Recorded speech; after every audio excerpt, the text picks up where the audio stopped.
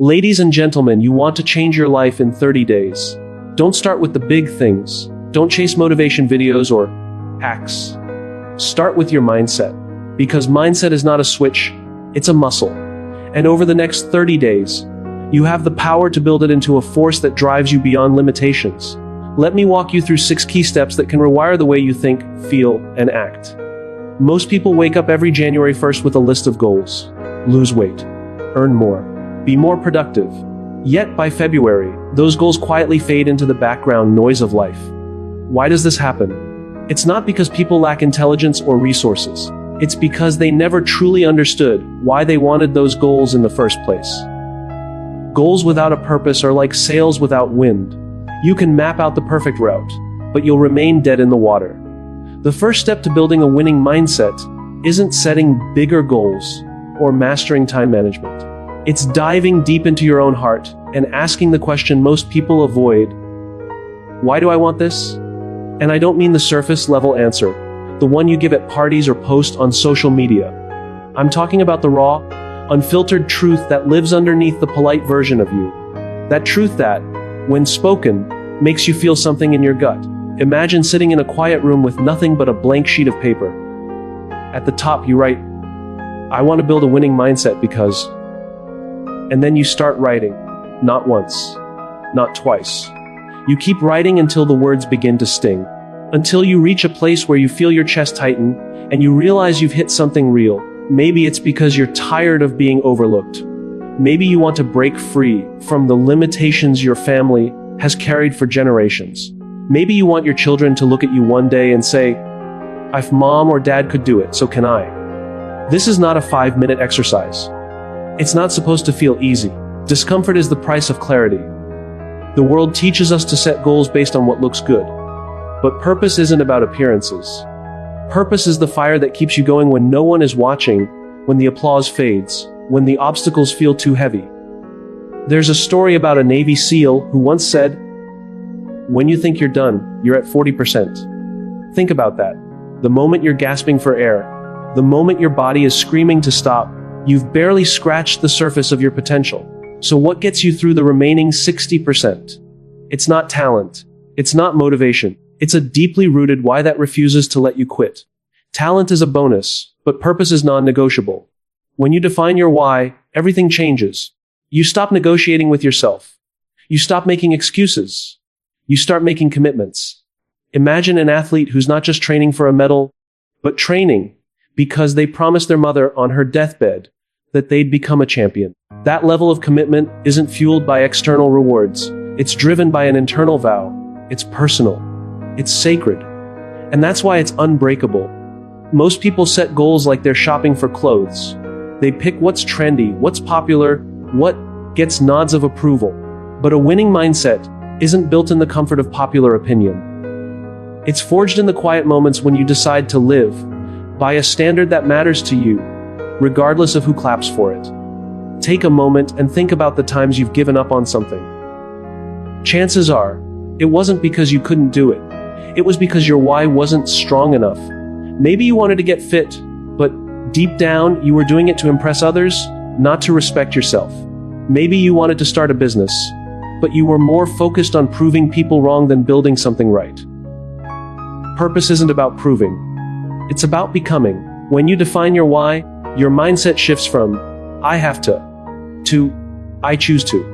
You no longer drag yourself to early mornings or tough conversations because of obligation. You do it because it aligns with who you're becoming. That shift is subtle but powerful. It's the difference between a burden and a mission. Let me tell you about a man who grew up in a small town where no one expected much of him. His family had always struggled financially. College wasn't an option. He started working at a gas station, thinking that's all life had in store. But one night, sitting alone, he wrote on a scrap piece of paper, "I want to build a winning mindset because I'm tired of surviving. I want to live." That became his why. He started reading books during his lunch breaks, taking online courses after long shifts, and slowly, he carved out a new path. It wasn't talent that got him there. It wasn't connections. It was a burning reason that wouldn't let him settle.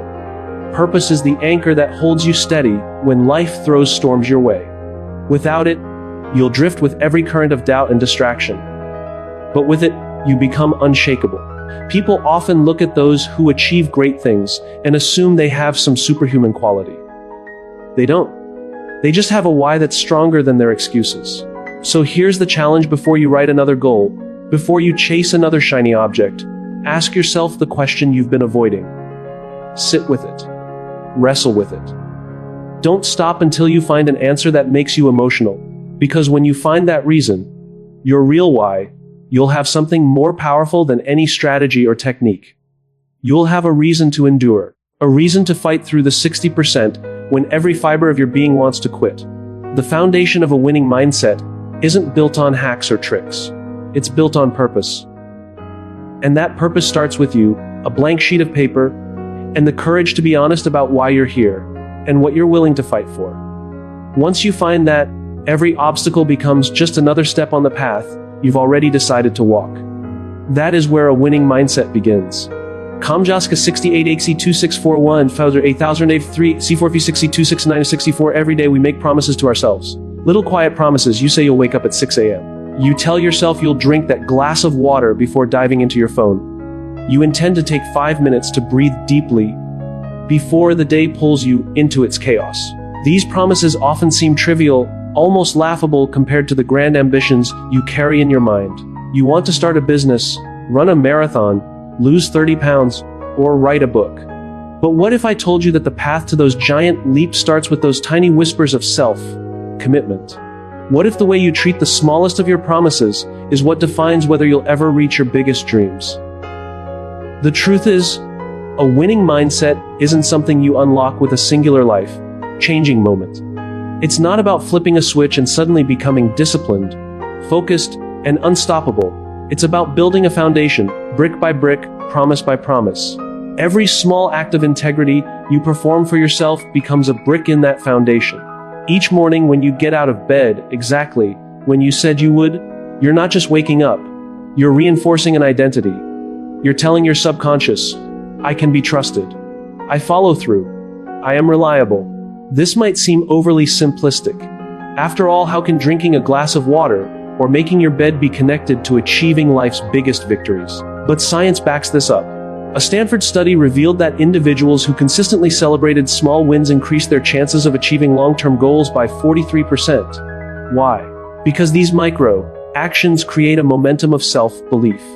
Confidence isn't something you magically possess after achieving a milestone. It's forged in the repetition of doing what you said you would do, no matter how minor it seems. It's in that moment where you choose to act, not because it's monumental, but because you made a commitment to yourself. Imagine this: you have a friend who's always late, cancels plans last minute, and rarely follows through. Over time, your trust in that friend erodes. Now think about how often we treat ourselves the same way.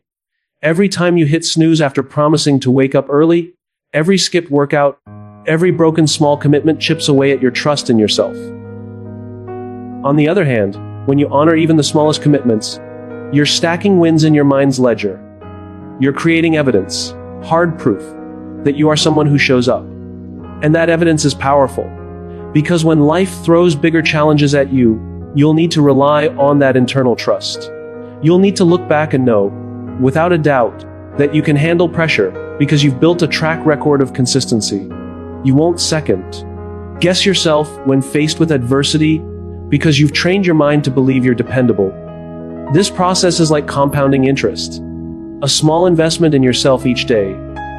Waking up on time, drinking water, writing a few lines in a journal seems negligible in isolation. But compounded over weeks, months, and years, it transforms not just your habits, but your entire identity.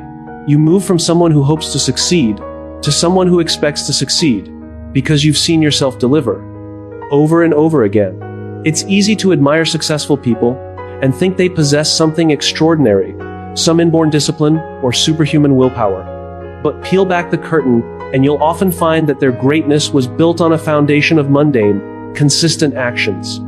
The difference is, they treated those actions with the respect they deserved. They understood that keeping a promise to yourself is a sacred act, no matter how small. They didn't wait for motivation. They didn't wait to feel ready. They committed to mastering the art of small daily promises. When you start stacking these small wins, something remarkable happens. You begin to crave integrity. You develop an inner accountability that no external force can impose on you. You won't need someone to push you or a deadline to pressure you, because you'll feel an internal pull. A desire to maintain the standard you've set for yourself. That's when your mindset shifts from fragile to bulletproof. Building this trust is especially critical in a world full of distractions and noise. Social media constantly bombards us with highlight reels of other people's achievements. It's easy to feel inadequate when comparing your daily grind to someone else's finished product. But if you've built a habit of honoring your own promises, those external comparisons lose their grip on you. You stop chasing validation and start focusing on internal fulfillment. Because you know the truth, success is an inside job. And let's not ignore the emotional power of self-trust. Every time you keep a promise to yourself, you're nurturing self-respect. You're telling yourself you're worthy of care, of discipline, of your own attention. That's why people who master small daily promises often report feeling a deeper sense of peace. It's not because their lives are easier, but because they no longer carry the exhausting burden of self-doubt. They've done the work, step by step, to believe in their own word. Think of it this way: if you can't trust yourself to wake up when you said you would, how can you expect to trust yourself to navigate the bigger storms of life? If you don't respect your own small promises, why would your subconscious believe you'll stay true when the stakes are higher? Mastery begins in the micro. Victory is won in the tiny moments when no one is watching. So, as you go through your days, stop searching for the giant leap. Stop waiting for the perfect moment to overhaul your life. Instead, narrow your focus. Look for the next small promise you can keep. It could be something as simple as finishing the glass of water you poured, or turning off your phone 10 minutes before bed, because you said you would. These aren't chores, they are declarations of who you are becoming. There's a profound beauty in the ordinary when you realize that every small act of discipline is a seed. And seeds, when cared for consistently, don't stay small. They grow. They bloom. They create a harvest far beyond what anyone could see when they were just tiny grains in the palm of your hand. That's how winning mindsets are built, not with sudden transformations, but with quiet, patient tending of daily promises. This is your invitation to start today, not tomorrow, not next Monday, today. Make one promise to yourself and keep it, then stack another, and another.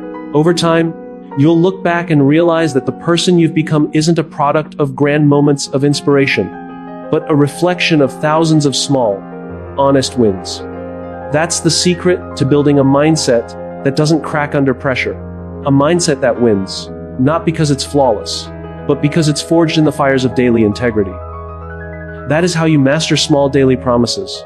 That is how you build trust. And that trust will carry you further than any surge of motivation ever could. Imagine standing in front of a mirror every morning and realizing that the words you speak to yourself are not mere whispers inside your mind. They are blueprints. Every self-deprecating comment, every harsh critique, every "I'm not good enough" becomes a brick in the foundation of your future. We don't often think of it this way because self-talk feels so private, so inconsequential. But it's not. Words shape reality. They are commands your brain is wired to follow, whether you intend them to or not. When you say, "I always fail," your brain doesn't debate you. It nods, takes notes, and sets out to prove you right. It begins to filter your experiences through that lens. Failures become magnified. Successes are dismissed as flukes, and slowly, the world starts to reflect the very beliefs you've been repeating. This is why, in this journey to build a winning mindset, there is no more critical task than mastering the dialogue within. For the next 7 days, I want you to become relentlessly curious about how you speak to yourself. Not in the big moments, but in the quiet ones. When you forget an appointment, when you mess up a workout, when you don't stick to a promise. What are the exact words you say to yourself? Do you call yourself lazy? Stupid? Do you conclude that you'll never change? These tiny moments are where the battle for your mindset is won or lost. Not on stage, not in front of crowds, but in the silence where only you can hear what's being said. But here's the secret. You don't need to wage a war against negative thoughts. Fighting them gives them strength. Resisting them makes them louder. Instead, I want you to disarm them. take their power away with a single word. When you catch yourself saying, "I can't do this," simply add, "yet." That's it. I can't do this, yet. When you think, "I'm not disciplined," add, "yet." It seems small, almost trivial, but that word changes everything. It shifts your brain from a fixed state to a growth state. It turns a dead end into a detour. You're not lying to yourself.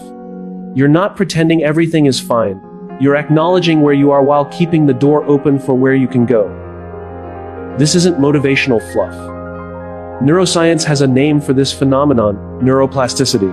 The human brain is not a rigid machine. It's a living, evolving system that rewires itself based on experience, behavior, and, most importantly, language. Every time you alter the script of your self-talk, you're creating new neural pathways.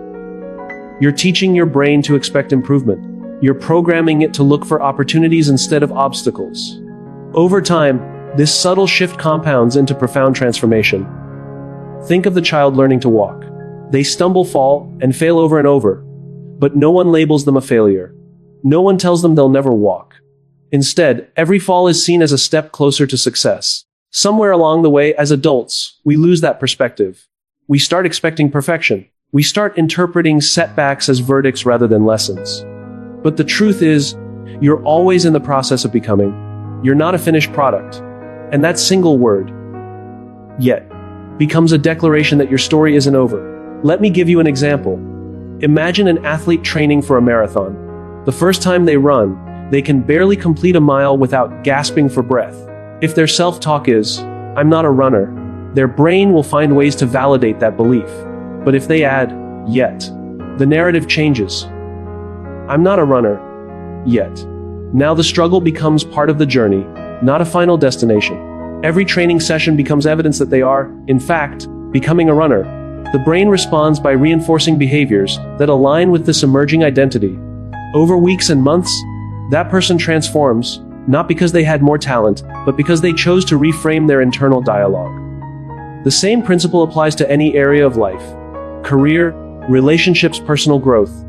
Words are the steering wheel of your mind. Where you direct them, your focus, energy, and actions will follow.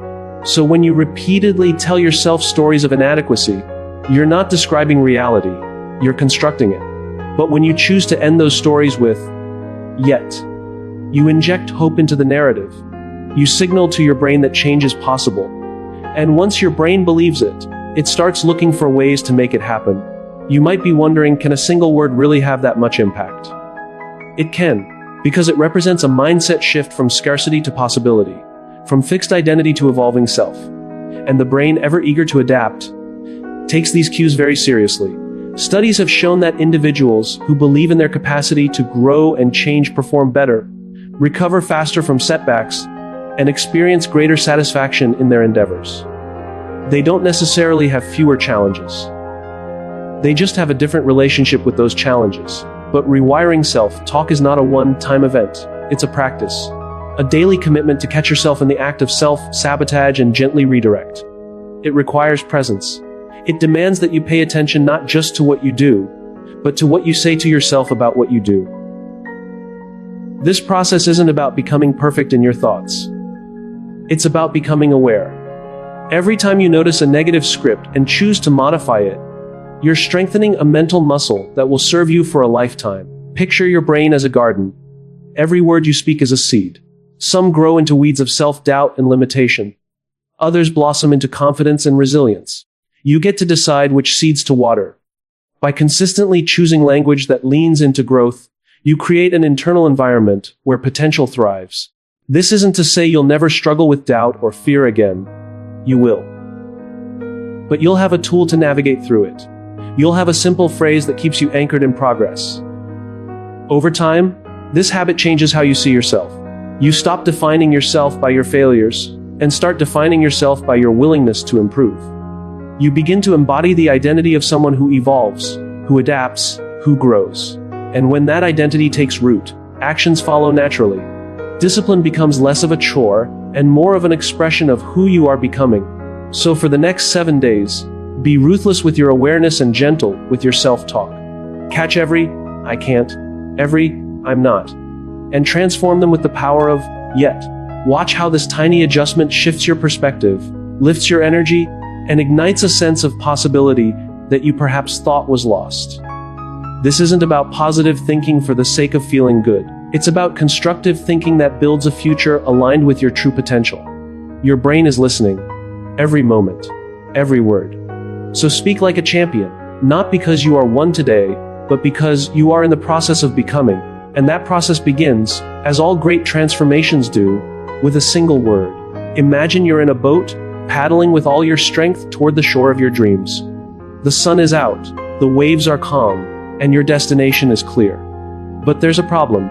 Tied to your boat are anchors, heavy and relentless, pulling you back into the depths. Every stroke you take is not just a battle against the distance, but a battle against the invisible weight that resists your every move.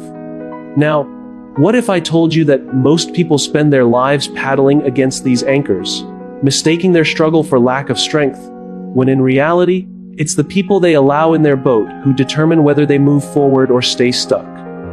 Your environment is not a neutral space. It's a force multiplier. It can multiply your courage, amplify your vision, and accelerate your progress. But it can just as easily magnify your doubts, echo your fears, and slow down your momentum to a crawl.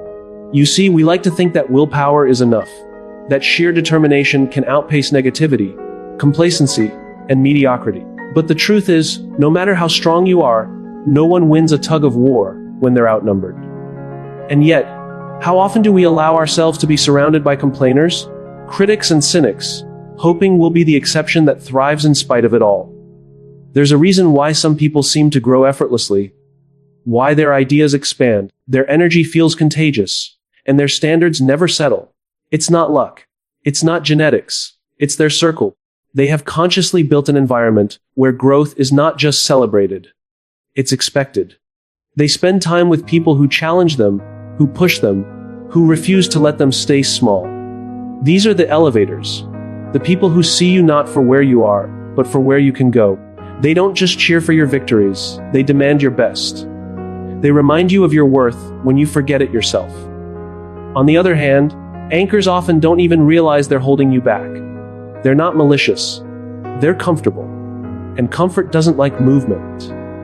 When you start to evolve, when you begin setting higher standards, it disrupts the equilibrium. Anchors will pull you back with phrases disguised as concern. Don't get your hopes up. Be realistic. You've changed. But isn't that the point? Growth is change. Progress is disruption. And those who are unwilling to grow will always find a problem with those who are. You owe it to yourself to curate your environment with the same intention you curate your goals. If your mental ecosystem is polluted with negativity, no amount of positive affirmations will cleanse it. You need a tribe that breathes life into your ambition, not one that slowly suffocates it with doubt. This doesn't mean cutting people off with bitterness. It means creating boundaries with clarity. You can love someone and still refuse to let them have a say in your future if their mindset is anchored in fear. The world is filled with communities, masterminds, and circles of influence that thrive on the language of growth. These are places where ambition isn't mocked. It's normalized. Where dreaming big isn't seen as arrogance. It's seen as responsibility. Find those spaces. Surround yourself with people who've been where you want to go, who have battled the same doubts and fears, but refuse to surrender to them. When you step into a room where success is the standard, it becomes contagious. You start to think differently. You speak differently. You move differently. The most dangerous thing about a toxic environment is how normal it can feel. You don't realize the slow erosion of your potential until you've spent years tolerating mediocrity. You start lowering your goals, not because you believe less in yourself, but because you've been breathing in the subtle message that aiming high is foolish. But the moment you shift your environment, it's like stepping out of a fog. Clarity returns. Passion reignites. You remember who you were before the world told you to play small. Think about every significant achievement in history, from revolutionary inventions to groundbreaking art, from global movements to personal transformations. Behind each of them was a tribe, a circle that refused to let the dreamer quit, a group that provided accountability when motivation ran dry, and perspective when fear tried to cloud judgment. You don't rise to the level of your goals, you rise to the level of your tribe. Take a moment to audit your environment. Who are the 5 people you spend the most time with? Are they elevators or anchors? Do they celebrate your growth or feel threatened by it? Do they encourage your bold ideas or drown them in skepticism? This is not a trivial exercise. This is your future.